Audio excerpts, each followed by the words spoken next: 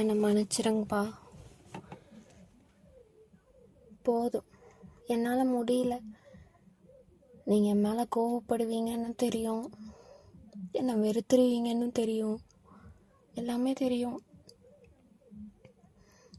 காலம் பூரா உங்கள் கூடவே அவங்க அம்மா கூடவே உங்கள் கூட இருந்து உங்களையும் கஷ்டப்படுத்திட்டு வேதனைப்படுத்திட்டு என்னாலே நிம்மதியாக இருக்க முடியாமல், ஊருக்காக என்னால் ஒருத்தன் கூட என்னால் இருக்க முடியாதுப்பா.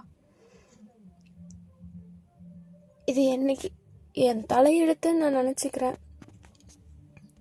போதும், நான் முடிச்சுக்கிறேன் என் லைஃப்பை.